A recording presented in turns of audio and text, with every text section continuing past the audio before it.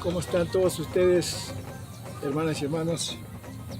Vamos a continuar con la clase en esta oportunidad para tratar de enfocar lo que es la vocal E.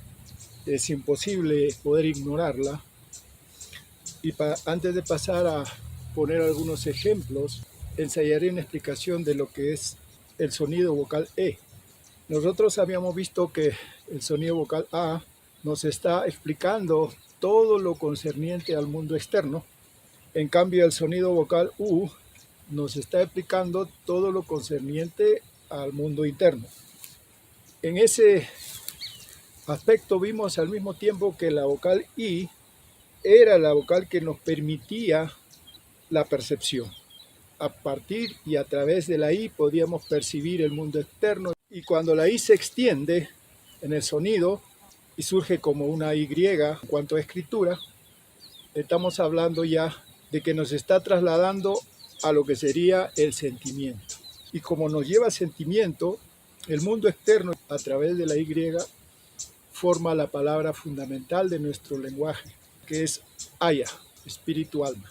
Ahora, ¿qué significa entonces la vocal E? Si nosotros entendemos en la relación entre el mundo externo y el mundo interno, entendemos la I.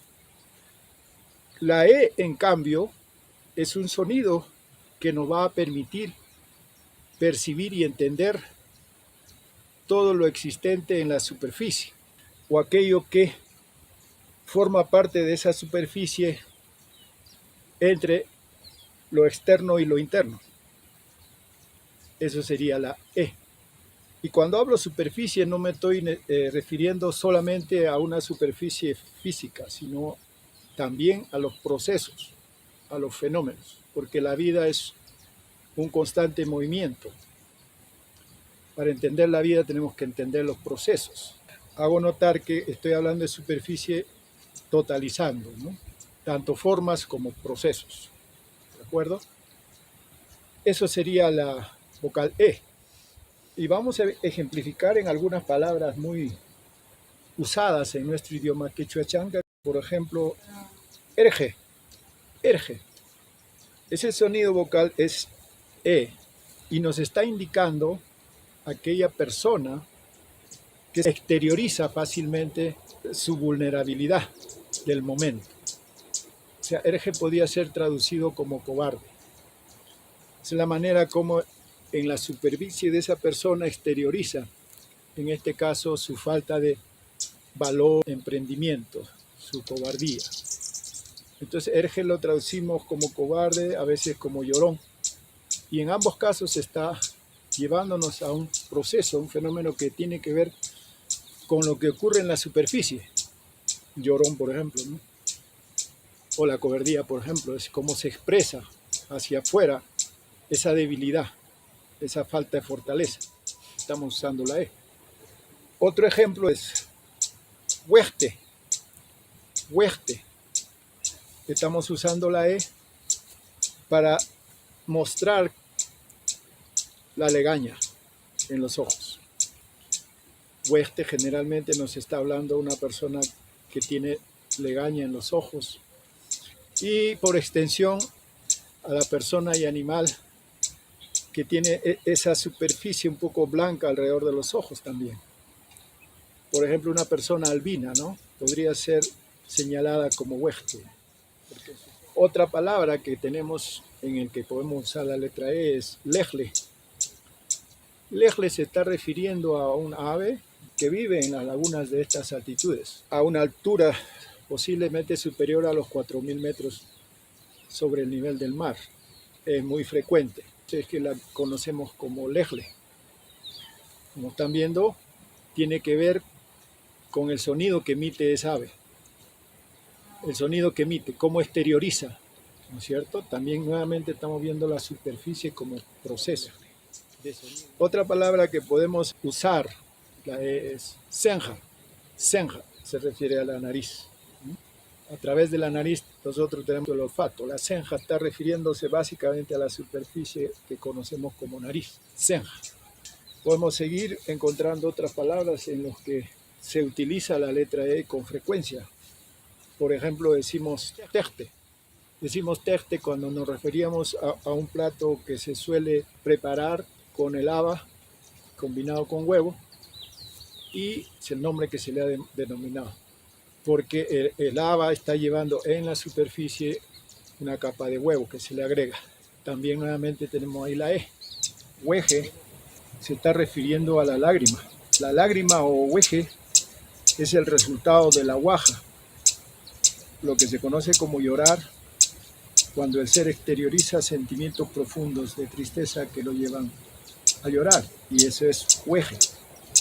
Podemos observar que en la lágrima, exteriorizando en la superficie del rostro, hueje. U, mundo interno. La E, esa superficie a través de lo que va a salir, y la Q, de los procesos, y nuevamente la E. Está ratificando que hay un proceso en el cual el mundo externo exterioriza hacia afuera, en este caso, la lágrima. Si nosotros tuviéramos que usar la I para escribir, y tendremos que aprendernos a hacer ese mecanismo de abstracción para escribir I y pronunciar E, por ejemplo, en lugar de decir hueje, escrito con I, para pronunciar hueje, vamos a tener un problema bastante grande de comprensión de nuestra propia fonética, y no es necesario. La voz, la vocal, el sonido de la E es bastante claro. Es posible que en algunos casos existe un sonido también intermedio entre la E y la I.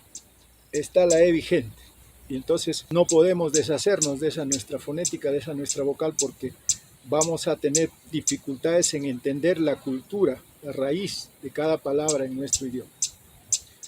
Otras palabras en las que se usa la E, perja. Perja. En castellano le llaman pirca, porque es una deformación de la voz chanca, que es perja. Ahí está denotando también que la perja es un muro, ¿no es cierto? Es algo que se construye en la superficie de los terrenos para dividir determinadas áreas, o una chacra. Es una perja.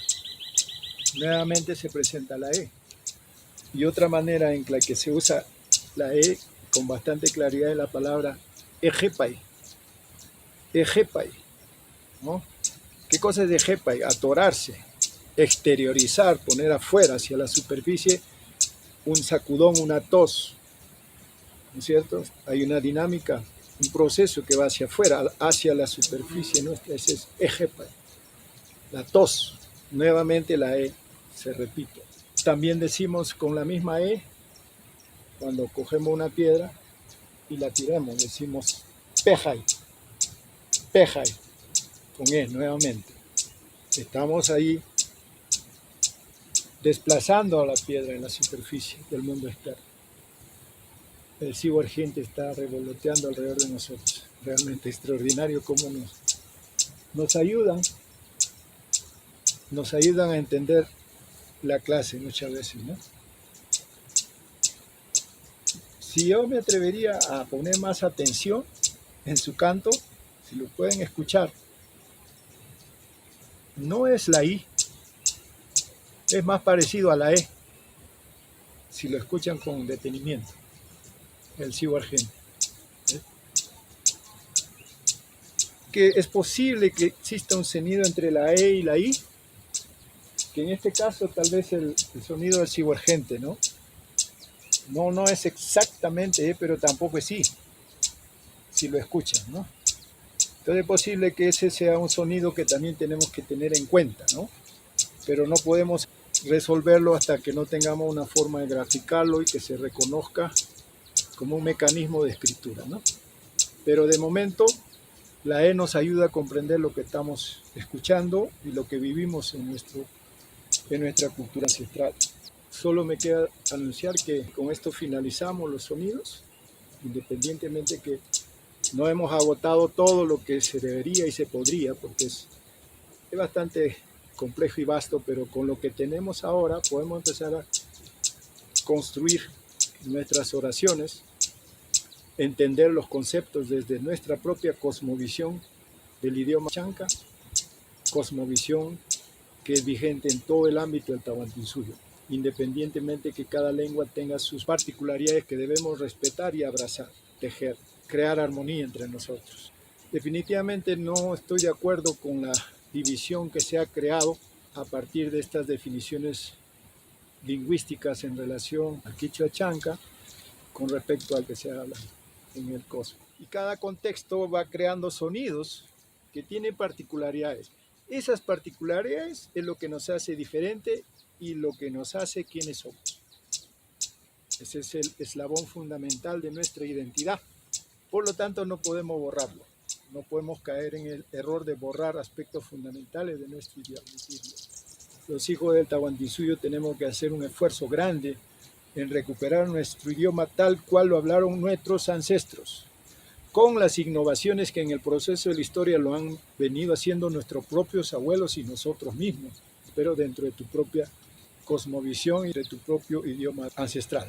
Lo que importa en todo caso es la ancestralidad en el hablar de nuestro idioma. A través de eso vamos a recuperar nuestra cultura. Ese es el objetivo fundamental de este trabajo. Conmigo será hasta la próxima, no sin antes hacer un resumen de lo que hemos avanzado y lo que hemos aprendido hasta hoy. Tupananchikama.